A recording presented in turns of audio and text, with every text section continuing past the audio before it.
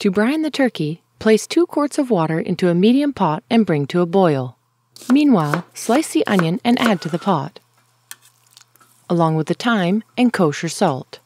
This is a simple and basic brine that will give your turkey extra flavor and moisture, but there are many other ways you could flavor a brine. Once all the salt has dissolved, turn off the heat and set aside to steep and cool. Next, clean the turkey by removing the neck, which you'll want to keep for the short stock. Some people cut up these giblets and add them to the stuffing, but that's up to you. Using your fingers, gently loosen the skin from the top of the bird. Later, we'll put some compound butter under there. Then rinse the turkey with cold water. Using a large container, add the steeped brine mixture and then add another 5 quarts of very cold water. Then top up with another 2 quarts of ice. This will ensure the brine is nice and cold before you add the turkey. Add the turkey and make sure it's completely covered with water. Then place into the refrigerator or a large cooler full of ice for up to 24 hours. If you don't have the space, you could make about 1/3 of the brine and lay the turkey breast side down into your roasting pan. Then pour the cold brine over top. Brining the breast is better than not brining at all, as the breast meat has the most potential to dry out. To make the compound butter, first add the salt and pepper. Then finely chop the thyme,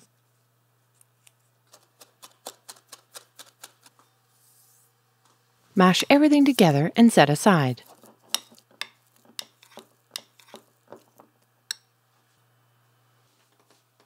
To start, remove the turkey from the brine, letting it drain briefly before placing onto a tray.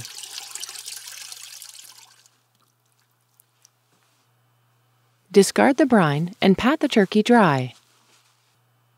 Position a rack in the lower third of the oven and preheat to 350 degrees Fahrenheit. Let the turkey sit at room temperature for 1 hour. To make the short stock, prepare your mise en place. Chop the onions, carrots, and celery. Place into a bowl and set aside. Using a heavy knife, carefully chop up the bones, including the reserved turkey neck. You could also ask the butcher to do this for you. Then preheat a large stainless steel fry pan over high heat. Once hot, add the oil and half the bones. Let the bones brown and caramelize. This caramelization is what's going to give the gravy its rich color and flavor. Add the vegetables and let caramelize slightly.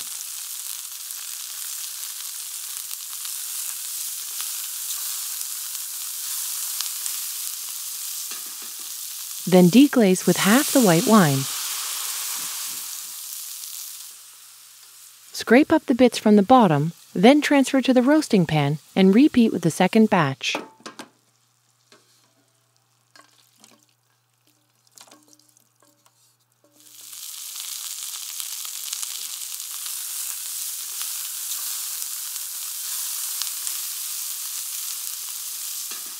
Add the stock to the roasting pan.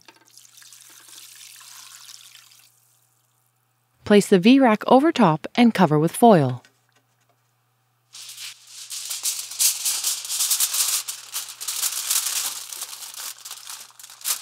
Poke a few holes to let the juices run through. Coat the foil with a bit of oil, then set the pan aside while you prepare the turkey. To season the bird, have your mise en place ready. Season the inside with salt and pepper and add the vegetables and herbs.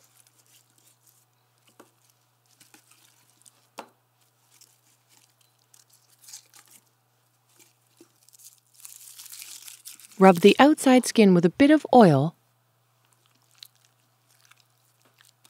then add about 1/3 of the compound butter just underneath the skin.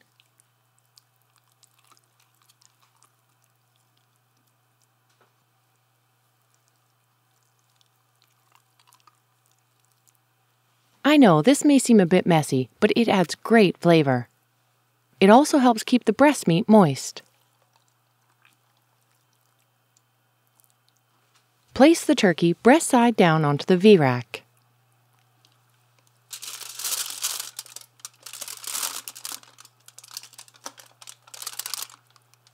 Place the turkey into the oven and set your timer for 1 hour.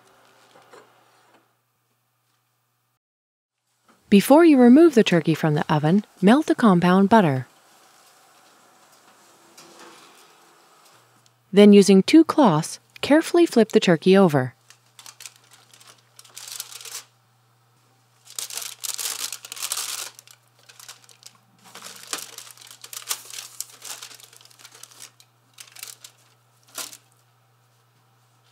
Brush the top with some of the melted butter and return to the oven.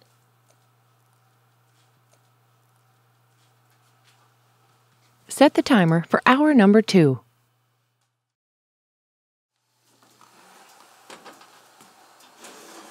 Quickly brush the turkey with a bit more butter and set your timer for the 3rd hour.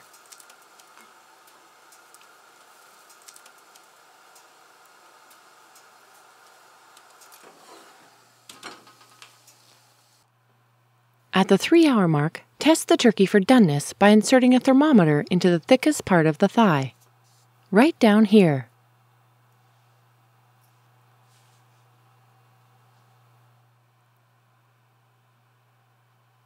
Then test the same area from the inside of the cavity.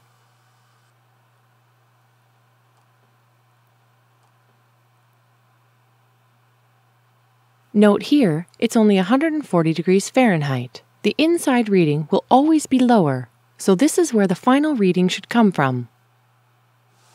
Brush with the remaining butter and return to the oven for about 15 to 30 minutes. Because all ovens cook differently and your turkey may be slightly bigger or smaller, the timing now will all depend on the reading you get from your turkey. Test the turkey again. From the outside, this one is 170 degrees Fahrenheit. Now we'll do a second reading on the inside of the thigh. Here it's at 165 degrees, which is perfect. This turkey is done. Loosely tent with foil and tear a small hole to allow the steam to escape. Let the turkey rest for 30 minutes before carving. To make the gravy, strain the liquid from the roasting pan and let the fat rise to the top.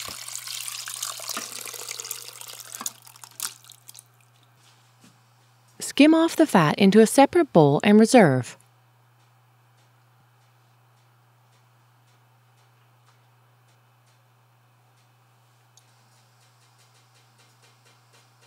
Then measure the liquid and top up with chicken stock or water to equal 6 cups. Take 3/4 cup of the reserve fat and pour into a large saucepan over medium heat. Add the flour and stir continuously.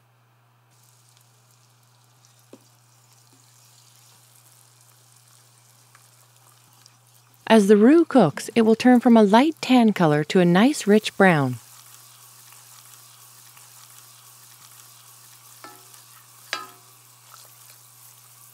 Now add about 1/3 of the stock and stir constantly.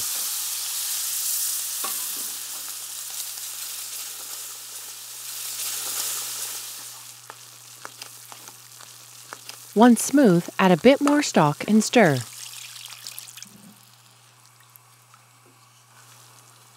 Because we have pre-measured the fat and flour, you can just add stock until you get the consistency you want. Keep in mind that it will continue to thicken a bit after you turn off the heat. For a super smooth gravy, strain again.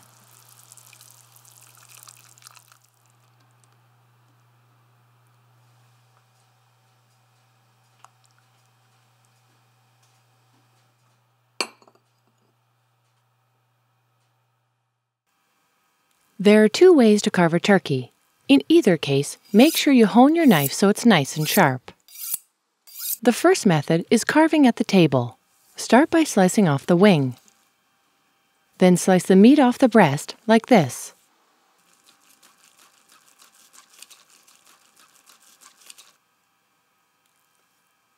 Now cut off the drumstick and thigh. Then continue slicing along the breast. This is the traditional way to carve for most people who prefer to carve at the table.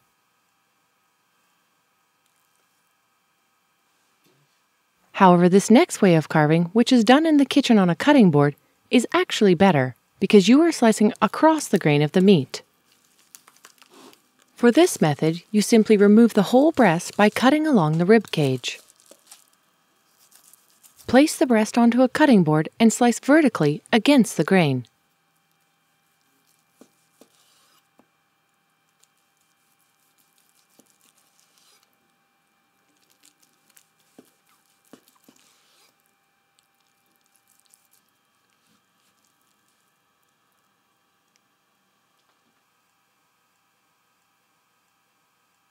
For the thigh and drumstick, simply cut along the bone like this.